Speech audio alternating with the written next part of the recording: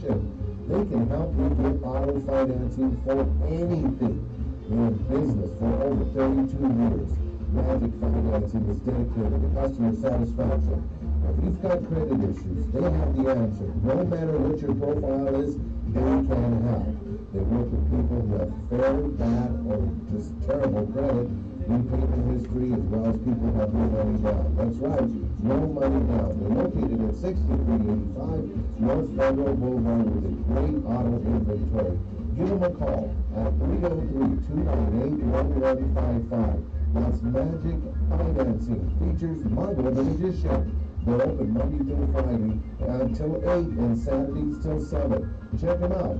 That's Magic Financing. Call them today at 303-298-1155. Tell them you heard about it here at KUHSDenver.com.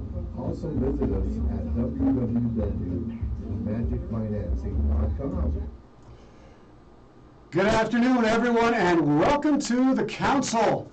I'm your host, Charlie Pacello. Boy, we have a great show for you today here on the Council. And, you know, what a beautiful day today here in Colorado.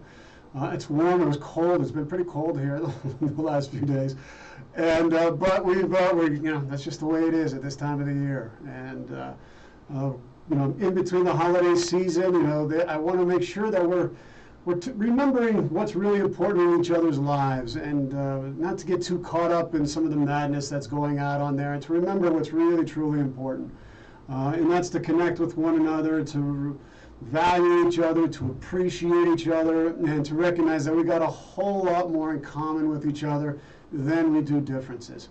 I just want to thank my sponsor, Magic Financing, magicfinancing.com. If you didn't hear the commercial, that was them right there. Go to Mago the Magician. That's Maurizio and Edna and everyone down there. They will be able to help you to get a new car or a used car. They'll take care of you. Just tell them Charlie sent you. My family has been going there for decades. They're the ones to help you if you need a new or used car. So check out magicfinancing.com. Also, we are broadcasting here on KUHS TV Radio Denver, the Stream. And we are the #1 streaming service here in Denver, Colorado. And we rank 3rd in the nation, which is pretty darn good. And our commitment is to our listeners. And we want to provide you with the best programming that we can. And we're touching lives all over the world. Not just here in Colorado, not just here in our beautiful nation, but also everywhere in so many different countries from around the world. Over 40 plus different countries tune into the Council every week. We thank each and every one of you. Our numbers continue to go up. Thank you. And it's, you know, that's our mission is to help give you the best programming we possibly can. And our reach continues to grow, and we are recognized as one of the best stations, not only in our nation, but around the globe. Our mission is to bring quality programming that reflects the diversity of our staff and to have honest, grounded, and authentic conversations about the many issues which confront our society. KUHS stands as a beacon of hope in a world filled with fear, distrust, and separation. We strive to bring our city, our nation, and our world together by providing a platform where we celebrate our commonalities, our goodness, and our humanity. At KUHS, you will find the best in bilingual programming, diversity of ideas and opinions, new shows, special series, community, self-help, talk, sports, all kinds of genre. And that's who we are, KUHS TV Radio Denver, the Stream. Well, today we're kind of inaugurating, we're starting up something that I think is really important, is to really highlight some of our local heroes that are doing things that are under the radar and not many people know about, and are really contributing and adding to our communities in ways that are touching lives and holding on to the fiber that links us all together, and to maintain a sense of a cultural identity that links people together from their ancestors to the present. And with so much going on in our world today, with the pandemic and with the crises that we've experienced this year together, I really think it's important during this time to remember the goodness that lives in all of us, to remember the love that lives in all of us, that, yeah, we may think differently and have different ideas and opinions and all that, but we got to remember that deep down underneath, there's a goodness inside each and every one of us that's worth celebrating and honoring. And it's our local heroes that do things that don't draw a lot of attention, that don't get the headline news, that are not, being trying to manipulate you into doing anything. They're just doing good, honest, authentic, real work that is touching lives. And so we're going to do this, and we're going to keep doing this as we reach out to other people in our community to highlight the things that they're doing to make our community better and better every day. And our first guest on this series is Jenna Capra. She is the owner, editor, and publisher of Andiamo. A graduate of Colorado State University, Jenna began writing for Andiamo shortly thereafter, combining her love of writing with her passion for her Italian-American heritage. Inspired by her father and large Italian family stories of growing up in Italy and immigrating to the United States, it has always been a pleasure and an honor to learn and to share the stories of others. When the opportunity to step up as owner, editor, and publisher arose in 2011, Jenna took the leap in hopes of continuing the paper's legacy for the Italian-American community of Colorado. Over 100 issues later, and nearly 10 years later, she is still as passionate as ever and determined to keep improving the publication for years to come. Her website is www.andiamocolorado.com. And for those of you who don't speak Italian and need me to, I will spell it out here really quick. It's Andiamo, ANDIAMO, Colorado.com. Welcome to the council, Jenna. Thank you, Charlie. Thank you for having me. You're kidding. I'm so excited to have you. we have a little, unbeknownst to many of you who tune in, but Jenna is a cousin of mine. And we certainly know about this Italian heritage, and we're probably going to be sharing a few of the stories here today with you as well. But Jenna, could you share with everyone just a little bit about your background and where you grew up and where this Italian heritage passion came from? Sure. I was born and raised in Arvada, Colorado. I'm part of the first generation of my Italian side of the family to be born here. So they immigrated. My dad was about 9 years old when he immigrated here with his parents and sister in about 1966. And they waded through the lottery and jumped through a lot of hoops to get over here and join the other half of the family that had gradually been immigrating over. They came from a small mountain town in Molise, Italy called San Polo Matese. Yes, San Paolo. That's very small farming community. Very small. Yes, so they wanted a better life, the kind of the old cliche, I guess. They thought the USA was the land of milk and honey. Mm-hmm. They packed all their belongings into 2 large trunks, got on a ship across the ocean and a train ride across the country to get to Colorado. So they left behind everything. They didn't understand or know English at the time, but they still managed to make it here, and their stories always inspired me and instilled me with a ton of pride. Just, trying to keep that going. And I think, in school, growing up and stuff, I was obnoxious because I thought being Italian was so cool. Anytime there was an option to do a project or something, and I had the choice, I would pick an Italian subject to do, or, it was not a secret that I was the Italian kid at school. So, and then in college, I discovered Andiamo. It was originally started by a man named Joe Aiello in 2003. So while I was in college, I started reading it. I thought it was just the coolest thing that existed for our community. Mm-hmm. And so after I graduated, I reached out to write for the paper. Joe and the paper, they were pretty well staffed at the time. They didn't need help. So initially I got rejected. He said he didn't need any help. But I reached back out to him, and once he saw how passionate I was and kind of explained the family story, he offered to let me write an article about our family's immigration story. And once he saw that, he let me write for the paper, and the rest is kind of history. So. That's so amazing. And you know, it's so amazing because you and I, you traveled to São Paulo. Yeah, you've been to the little town. It is such a small little town.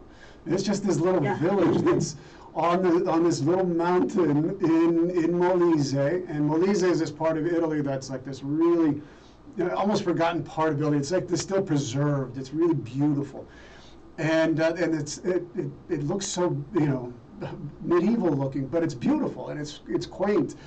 And there was 4 churches for 450 people in this town.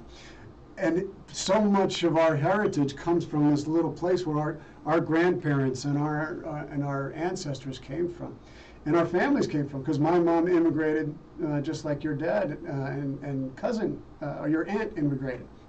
And so, do you have any stories from them about their immigration and when they came, just offhand? Because I'd love for us to because we're going to share a lot of stories here today.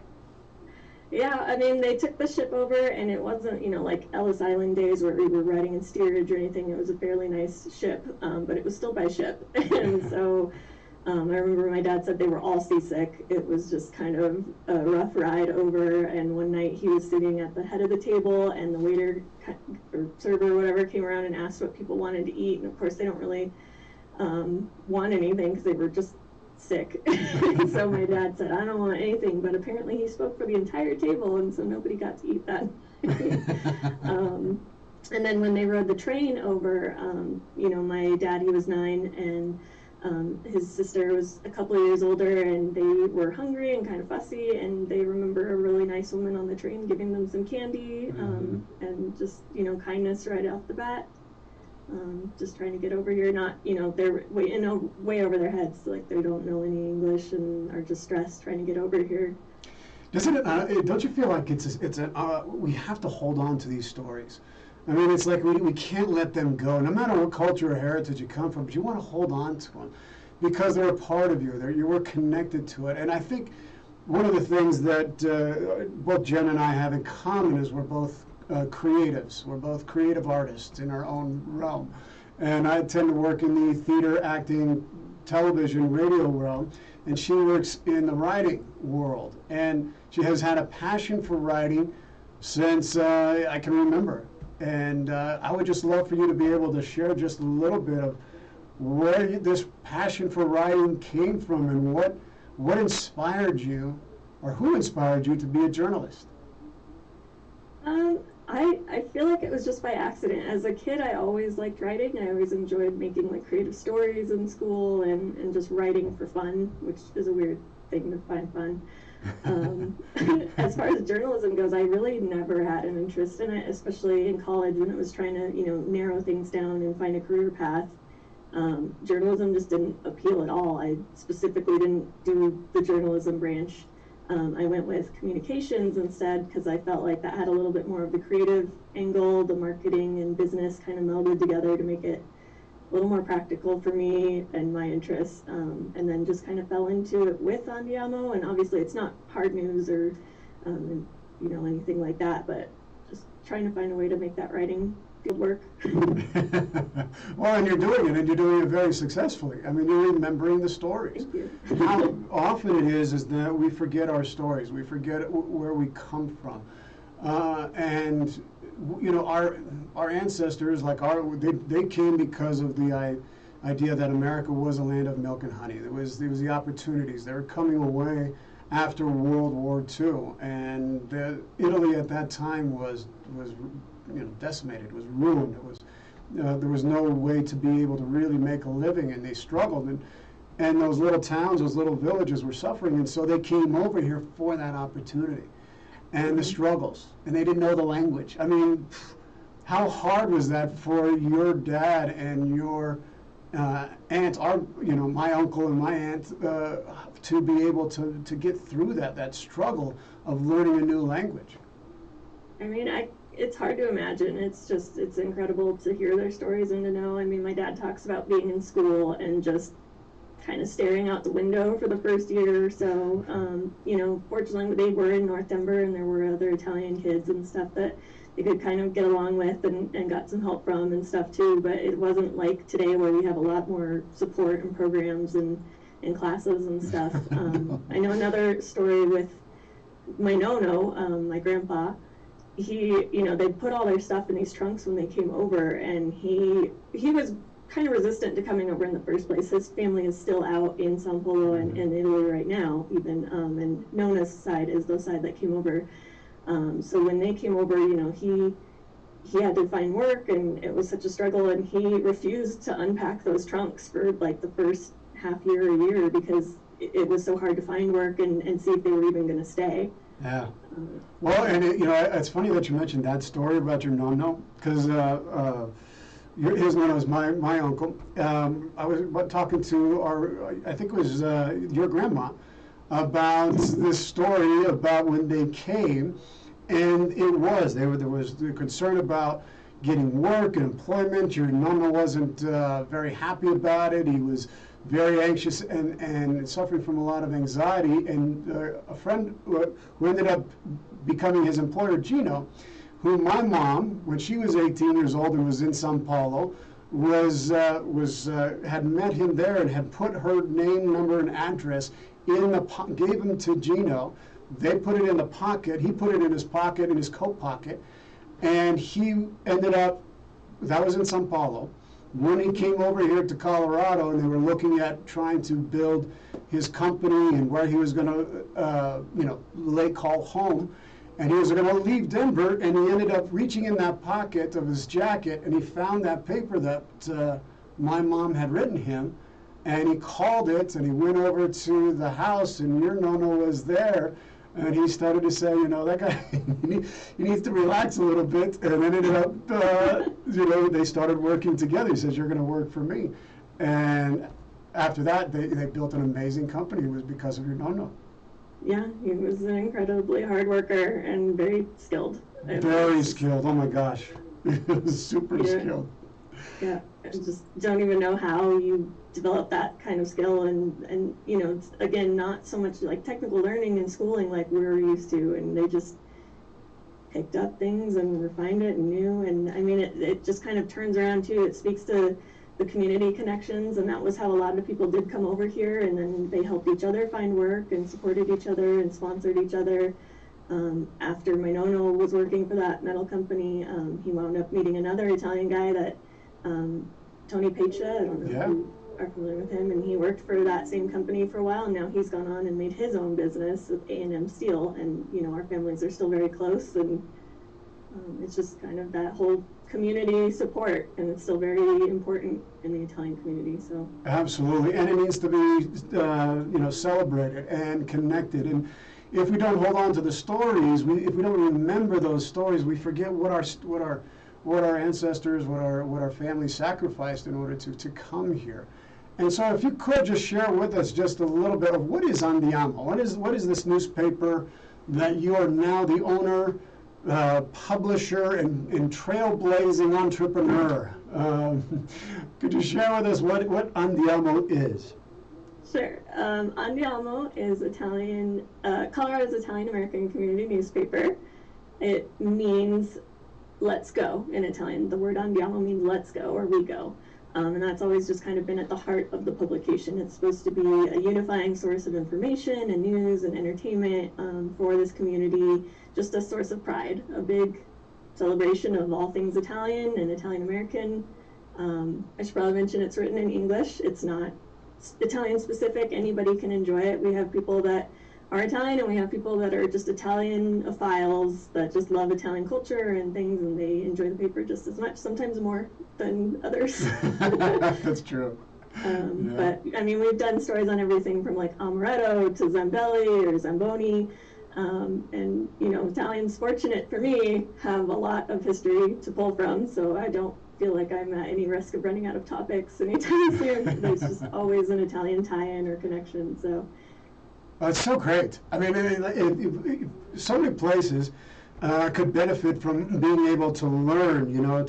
We come from such a rich culture, a rich heritage, and have had such an impact in so many different places in the world, and a lot of people don't realize what an impact the Italians and the Italian Americans had in the region of Colorado, and how early their history goes back to the roots that they planted here in the late 1800s.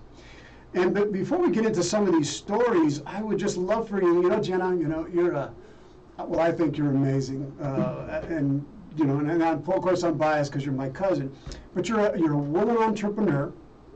You're trailblazing across this renewed landscape in this Italian American community here in Colorado, and your magazine and the people who work for you need to be celebrated and recognized and seen for what you do. And I'm sure you faced challenges and obstacles along the way. So what are some of the challenges you had to face as you've grabbed this opportunity, this entrepreneurial opportunity to take over Andiamo and resurrect a community newspaper that actually was on the verge of disappearing? So there's just been a lot. I should probably preface, when I did start writing for the paper, it was owned by Joe Aiello, I mentioned. He ceased publication in 2010, October 2010.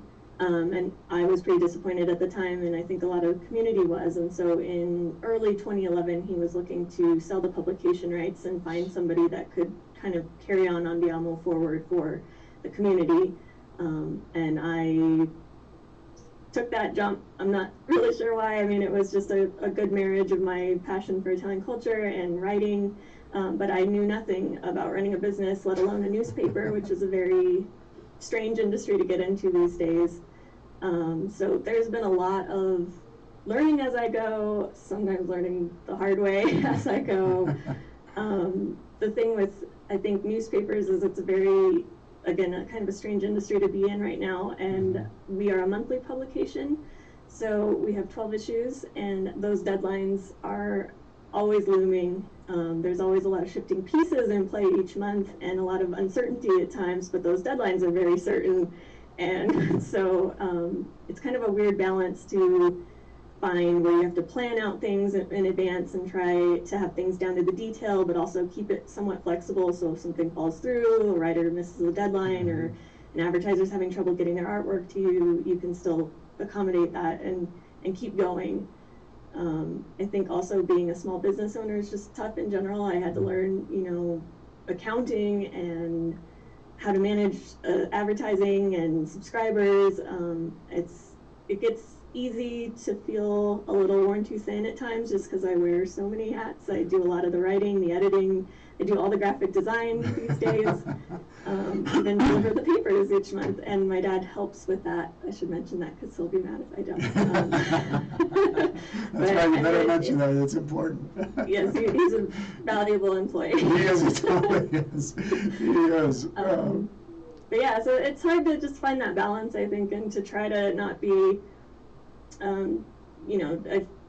you're wearing a lot of hats, you feel stretched a little thin at times, but I keep trying to come back to why I do it, and that the work is important, and the passion is still there, and I think it is important to keep this paper going. So even when things are getting a little overwhelming behind the scenes, I feel like every issue we print is important, and when I finally have it in hand, it makes it feel worth it. So that's so great. And I think it's what you hit on right there. It's so important to know why you do what you do, and especially when you're working in the creative world, and you're producing a paper, and you're working in a digital age. I mean, you're having to compete in a digital age where everything is on people's phones, where everything is on our computers, and it's, do people pick up newspapers anymore, and how to be able to continue on in that environment is so challenging, because other newspapers before this never had to experience these kinds of competitors in the field before.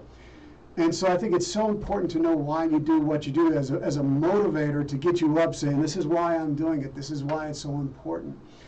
And could you just share a little bit about why you do what you do, what keeps you motivated in this pursuit of preserving and protecting and honoring our Italian culture and heritage. I mean, I think you kind of summed it up right there. It's just, it is important to me, and I think having grown up hearing these stories and just not seeing them represented other places, it was important to me to try to help get those out there. When I was even just writing for the paper, I just thought that was the most important thing. You know, I know there's big success stories out there, and there's big brands and big names, but there are those smaller immigration stories like my family and just so many others that are not told. And if they're not told and they're not preserved, then they disappear. So, you know, we try to do a good mix of stuff with the paper too. We do big names, we do small stories, just try to represent everybody in a way that makes us all proud, and yeah. Well, you know, you've made all of us proud, for sure, absolutely. I try. You have, and it is, and it's because of your sincerity, your genuineness, your authenticity, that, as I'm sure our viewers and our listeners are picking up already, that enables you to fulfill that mission and to continue on and to be as successful as you have been over these 10 years. And I also think your staff, you've got an amazing staff as well that you have accrued over the years, and I would love for you to talk a little bit about how you found your staff and the other writers that are on your staff, and who they are and how they contribute. Sure. For the most part, I would say that they found me, and I am very fortunate and grateful for that. A few of them were previous writers for Andiamo when I had taken over, and they were just interested in continuing. A couple of them I have picked up along the way, and a lot of times it'll start with somebody saying, I have this idea, or I'd like to submit something, and, you know, seeing that they're interested and just kind of saying, let's run with this, let's see what we can do with it, and hopefully they don't regret it in the long run. But we're very small staff. I mean, there's just a few contributing writers for the most part, and they just devote their time. It's a generous thing for them to do. We are such a small publication too, you know, it's not like they're making the big bucks and it's a monthly thing, so they, you know, write an article a month for me, and it's because they care about the community and they're, you know, proud of what they're doing too, and they see the value in it. So I'm really appreciative for everything they do, especially when the deadlines get scary and you're on the phone and you're calling them like, I need the article. Yeah.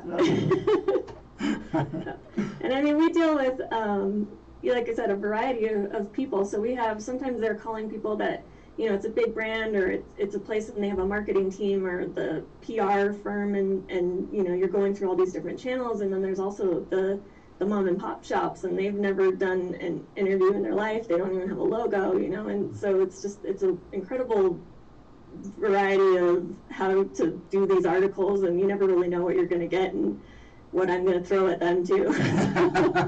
Right. Well, could you share their names and who they are, just a little bit about, you know, so that people get an idea? Because I think what I was trying to get to is that all the contributors are women, which I think is so fantastic. It's so like brilliant that they're you have a all women staff and so yeah, I think people need to know how. I mean, you're ahead of the game, Jenna. You're way ahead of the game. Well, it's all by chance. The writers are, you know, volunteering most of their time. We have Jenna Pecha. She, again, I don't know, circling back, Tony Pecha's daughter. Again, our families have always been very close, and she was one of the people I reached out to, and she wrote an article for me a long time ago, and I enlisted her pretty quickly. She writes pretty regularly. We have Robin Ferrugia. She's one of the previous writers from Andiamo, as well as Dominique Lillo. And then somebody worth mentioning is Elisa DiGiacomo, who is one of the senior curators at History Colorado. So she does the Page and Time, which is our black and white photos from history that people really enjoy seeing. It's kind of a grab bag from the History of Colorado archives. And Elisa's done so much to preserve our history with History Colorado, and they did an Italian-American exhibit years ago. And they've just, always encouraged people to send their photos and their stories to them. And so they'll compile that page in time each month, and I never know what's coming, so it's a grab bag for me too. And people love seeing that page and recognizing, that's my aunt, or I know who that is. And it helps History Colorado as well, because sometimes they post pictures where they don't know the names or the dates, and so they can field some information from the readers if they know.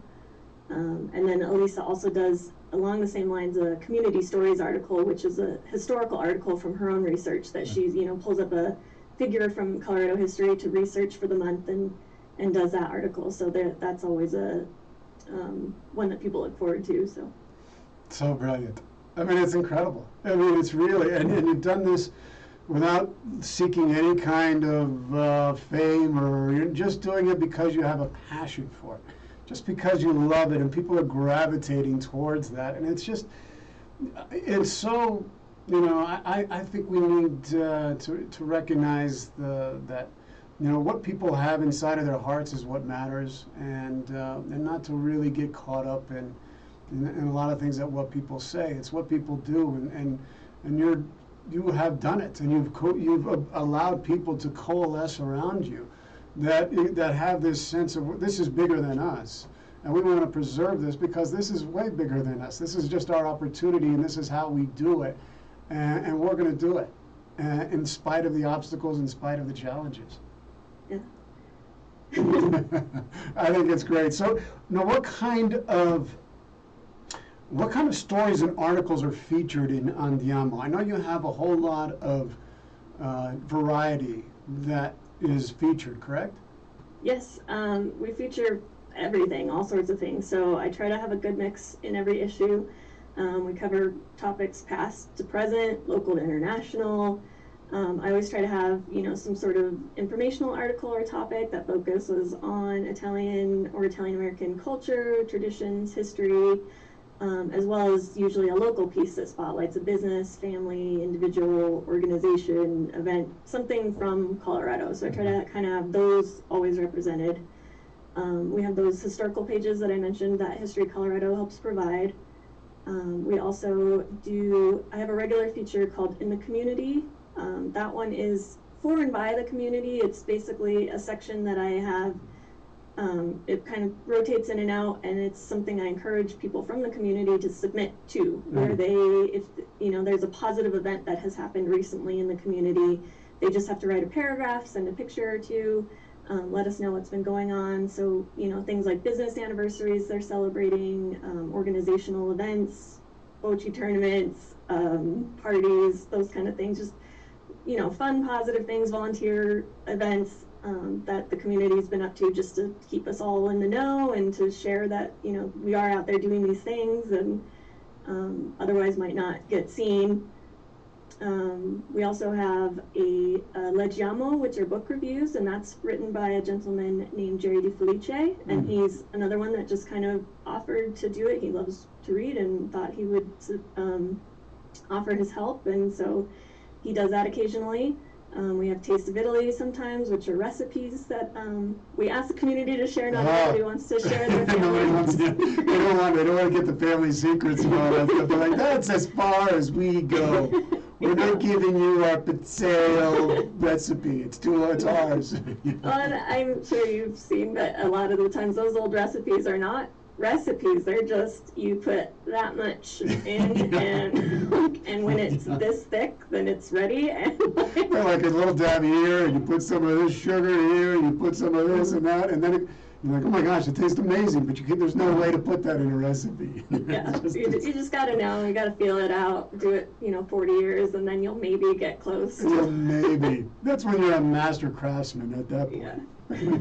No, that's awesome. And can people do submissions and suggestions? I mean, do you accept those things from outside? Yeah, I always encourage ideas and suggestions, especially story ideas. People that, if you know a business owner, a family, a story out there, I'm always encouraging people to contact me. It's really simple too. I mean, just give me a little background information and the contact information so that in theory I could put a writer in touch with people to do an interview. Submissions, same thing, just contact me if you're interested, and we'll get you the information you need. I can't always use everything. I try my best, and with the scheduling, sometimes it takes a while before I can get to something, but I do try my best to get everyone represented as much as I can.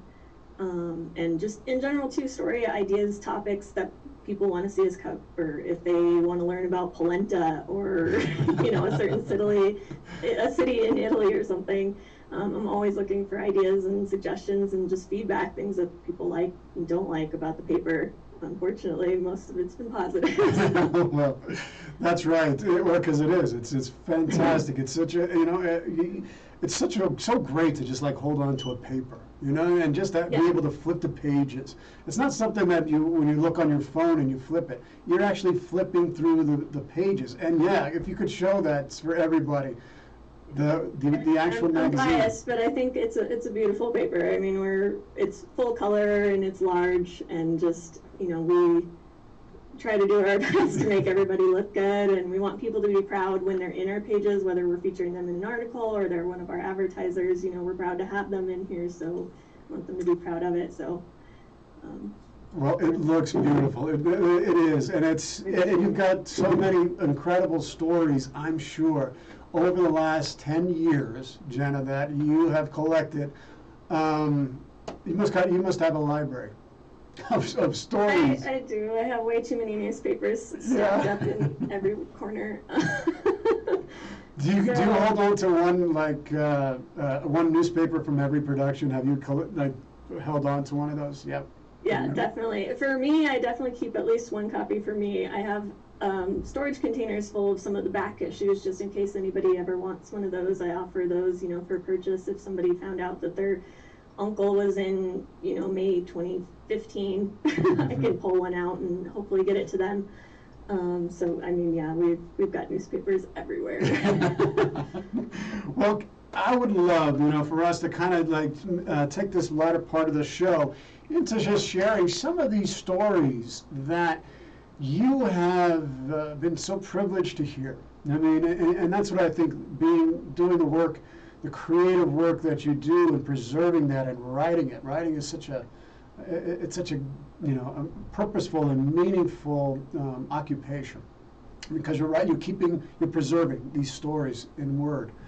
And I'm sure you've heard some incredible stories, and I would love for you to be able to share some of the stories that you've heard, so that we can understand, our audience can understand a little bit about the impact of the Italian American community that people have had on our country and our state, and maybe people like us don't know about, that we should know about.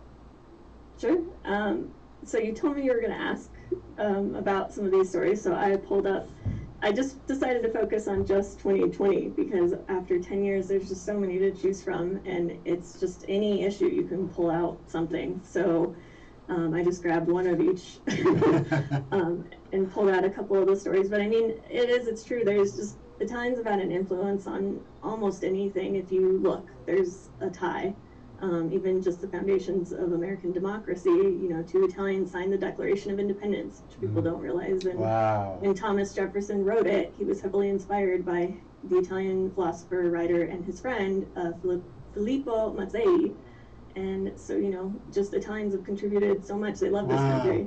Wow, that's really cool. I'm an American history major. That's what I majored in, and I didn't know that. That's really cool. I get told. Yeah. So, my gosh, yeah. I'm gonna have to go back. I'm gonna go complain to the academy right now and see hey, how do I not know this? That's amazing. I didn't know that. Yeah. That's really cool.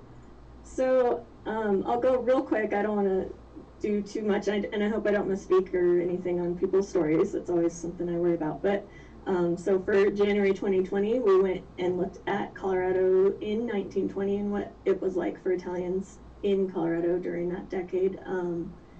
People don't always realize the discrimination and danger that existed for Italians back then and other immigrants at the time. There was the KKK was very prominent and did not like Catholics or Italians, and Nope. They didn't. there was the crime families that existed, the mafia, the emergence of the mafia, and that branch here, the bootlegging during Prohibition and things like that. But also, we looked at some of the positives, and despite all those, the racism and the danger and such, Italians were starting to come into their own in their communities and find that acceptance and start small businesses, usually as grocers and farmers, but, really starting to become part of the community and rising in the ranks a little bit. Mm-hmm. In February, we have a story on Nick Cavara, who was an immigrant. He came over here in 1906 as a child. He went on to become a photographer who had his own studio that he ran from about 1921 to 1961. Mm-hmm. It was called Cavara Studios, and he photographed everything in North Denver, so much of the community's history, every wedding photo, communion photo. You just see that stamp or his signature on so many of those old photos, and so people were always curious, what is this on my grandparents' wedding photo, Mm-hmm. and their family had reached out and offered some of their information and photos, and so again, it's just, people reaching out and saying, we have the story, and then we get to run with it. So Italians had been here in the Colorado area since the late 1890s, right? Right around that time? I believe so, yeah. And then they were primarily North Denver, is that? North Denver is where, there's pockets. A lot of southern Colorado has a very strong population as well. There was a lot of Italians that came over and worked in the mining communities, and that's another thing that's not well known. But yeah, North Denver is where a lot of them located. We had our own Little Italy area for a long time, kind of centered around the Mount Carmel Church in North Denver, which is still there and still very much the Italian church. Yeah, we know that. Our grandparents actually lived in the house right across. That's where when they immigrated here, they were right across from Mount Carmel. Yep. Mm-hmm. And everybody seems to have been married and had their communion there. And, and they still do. They have a Primo Domenica Mass the first Sunday of every month, which is Italian spoken. And then following that, they had a cultural breakfast that was usually put on by one of the Italian organizations where everybody could go, congregate. Obviously, all that's kind of on the hold right now, but it was still one of those things that they did to kind of keep those traditions going and their community engaged, and people really enjoyed that. So, keep going with stories. Yeah, keep going. Share these stories. I don't know if it's boring. It's not boring at all. Actually, I think it's like we tend to forget that it's these stories. We're story-making creatures. We tell stories. When we were, back in ancient times, we told stories around the fire. And this was how it connects us to each other, by sharing the stories that make us who we are. But if we don't share those stories and we don't know it, then we still remain disconnected. We don't know where the struggles that people had. We don't know the challenges that they had to overcome. We don't know our own history. We don't know and so, and I think that's something we're desperately in need of, so that we can hear each other. And I think it's telling those stories is so important. So share it. Share the stories. Well, maybe we can come back to that too, because I just feel like that's a big part of this, and it's something I repeat a lot to people, with like New Year's resolutions coming up. I usually try to say, make a point to preserve your stories, preserve those family artifacts, the photos.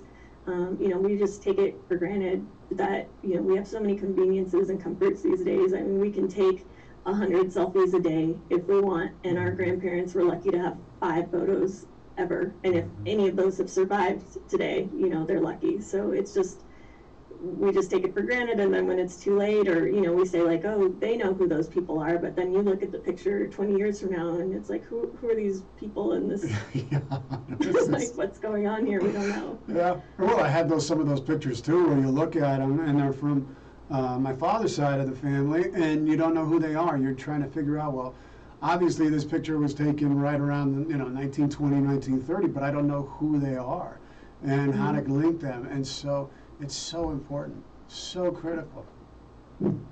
So it's share more. Let us learn. And you can stop me. I'll stop you when we have to move towards a different part.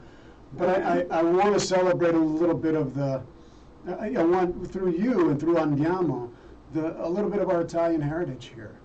So yeah.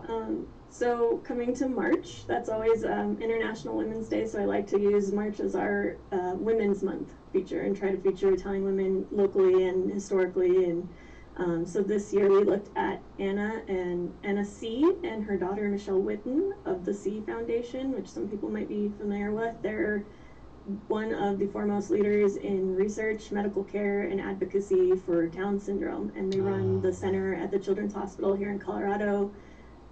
Just incredible people. Anna came over from Campania in 1955. She immigrated. She and her husband started the C Foundation in 1991, I believe. And Anna's also done a lot for Italian culture and heritage and language through Denver University as well, because that's still very important to her. And now her daughter is the one that's kind of running things and taking that family legacy forward too. So we focused on them for March. Oh wow, that's beautiful. Really in April, we looked at, it was another reader submitted thing. It was the Hilltop Diner and Lounge. It was a look back at basically a historical hangout off West 48th between Sheridan and Harlan. It was started by two Italians, Joe Murrow Jr. and Roxy Danuzzi, and they served in World War II together. And when they came back, they bought the lounge and ran that for decades. And so it was just a lot of, kind of reminiscing of the community memories of that, lounge. It's the all-American diner, but it was run by Italians. Right, of course. In May, we looked at gardens in Italy, so we turned to the Center greenhouses, which were, it's a huge name in Colorado, greenhouses. It started with an Italian farmer named Pietro Iantorno, who immigrated in 1882. Whoa, wow. Yeah, he taught his son August everything he knew, and they sold their produce at the historical Denargo Market in Denver. Wow, that's really cool. 1882, he immigrated here. Yes. Wow. So they long-standing, they had that land, they worked it forever, and then when August taught his sons, they started building greenhouses on the land and just, kept expanding until they were just such a huge name. They were a major production for carnation flowers in Colorado, as well as produce and just, everything green. Everything green and vegetable-y and yummy. Everything that grows. Their food and their gardening. I think one of the interesting things I've noticed too and heard from people is that a lot of the Italians that came to Colorado are from more of the mountain and rural areas of Italy, and that they were drawn because of the Rockies and it reminded them of home. Whereas, people from some of the coastal areas in Italy and Sicily and stuff, they would come and settle on the coast where they could do fishing and things that were more in line with what they knew. That's amazing. That makes sense. I mean, because where our family comes from, there's a lot of mountains. It was just mountainous area, and they were landlocked. So, yeah, it kind of reminds you of home a little bit. Yeah, of course. In June, we looked at Sciuto's Supermarkets. It was another, just kind of small immigration story. A Sicilian couple, Giuseppe and Maria Sciuto, which got anglicized into Sciuto. They had immigrated in the early 1900s. They had just a small produce market with their kids, and that grew. And then in the 1940s, they created a grocery store on 48th and Tejon. And they, served a lot of the community, and they also were known for carrying some of the specialty Italian items that people couldn't find other places. It wasn't like now where you can kind of specialty order things or just hop to a bigger store. No, you didn't have any specialty. What do you want? I want some sausage or meatballs. I want. Yeah. There wasn't any specialty orders. No. No. So you were lucky if you could find it. That they served a lot of that, and that went on, I think, through the early 1980s when those finally stopped. But in July, we looked at the Piccone family, which was going kind of back to what I mentioned with the southern communities of Colorado. Carmine Piccone immigrated from Abruzzo in 1901. He was 16, and he worked in the coal mines all across Colorado. He traveled where there was work, and so he worked at Durango, Louisville, different mines. Eventually he earned enough that he could purchase 2 taverns that he ran with his brother through Prohibition era. So, kind of that transition from coal mining to tavern owning, from coals to spirits. Wow. But that, I mean, to come over, I mean, we take it for granted, and even your dad and aunts and my cousins and my mom, you know, they came here and they, much like what you're talking about they didn't know the language. They just came here with a dream in their heart, with a promise, without having, they didn't have, you know, pictures that you could download on your computer today and say, oh, you know, I really like Colorado. Look at the mountains. No, they didn't know.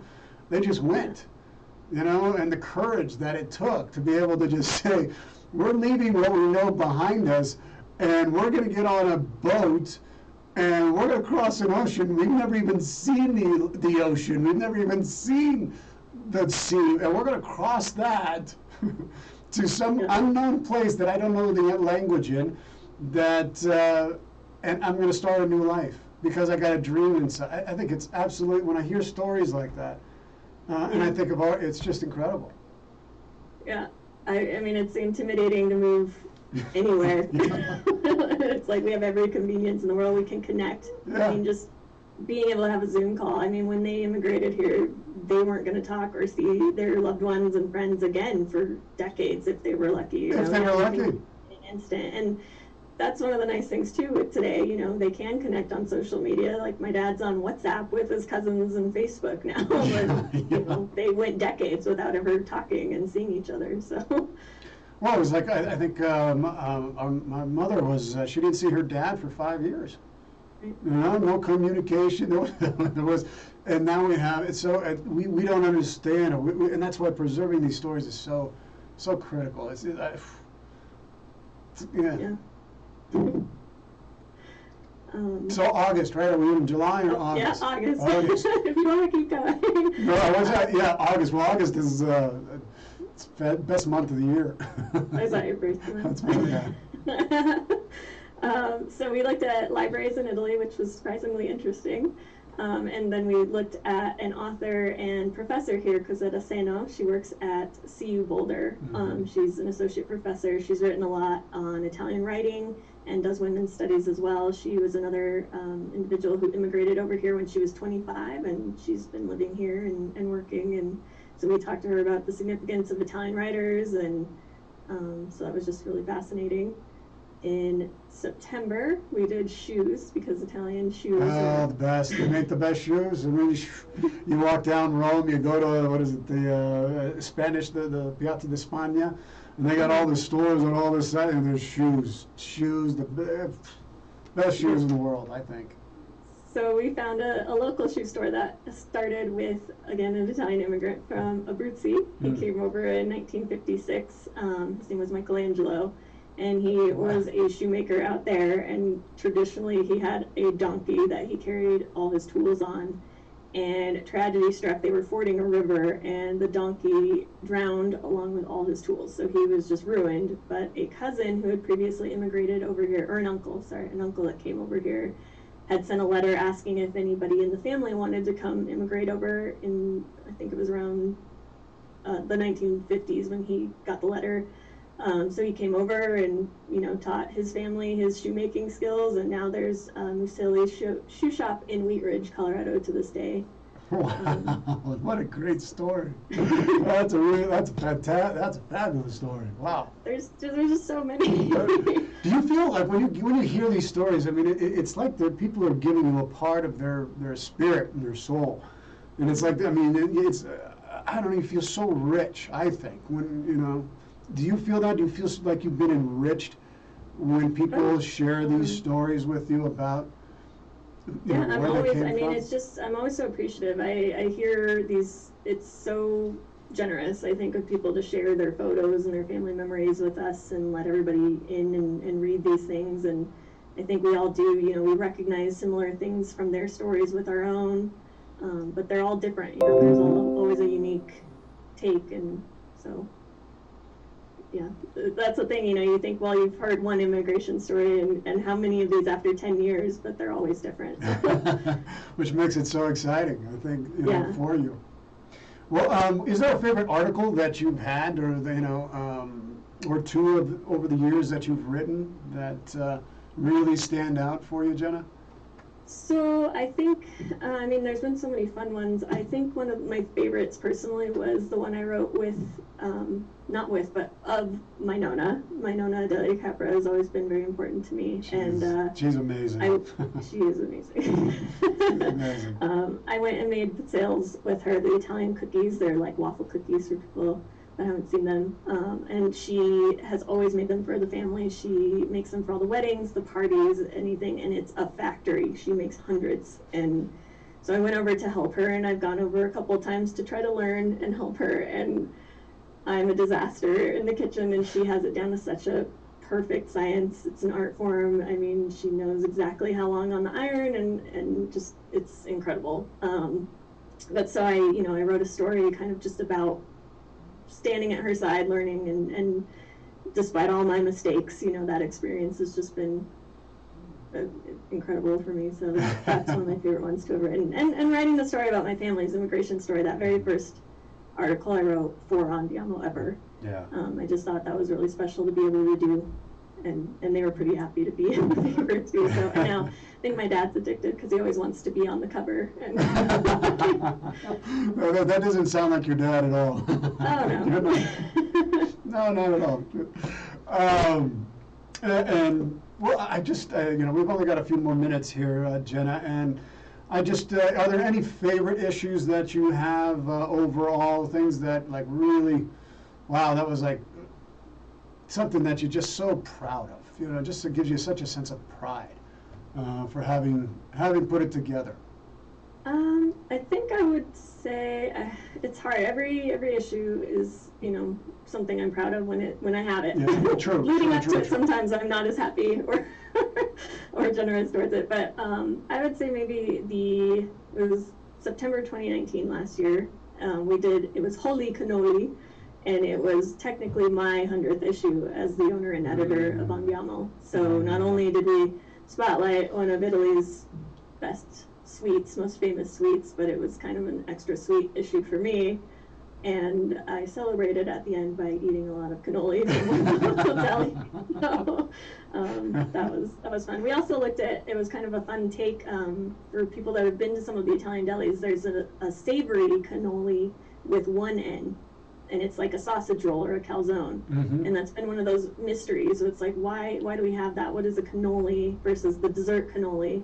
And so we tried to investigate that kind of mysterious history, and it's still a little ambiguous, but there's a North Denver origin story to that, and it's just one of those unique Colorado things. It's not something you'll find in other Italian communities. So. Oh wow! Because I love both of them. I mean, I love the dessert cannoli, and I love the other cannoli, well, I think it's just amazing, Jenna, what you've been able to do, and what it keeps you going. I mean, what inspires you? Is there somebody that you look up to that inspires you to keep going and continue to celebrate this? Is there anybody in particular?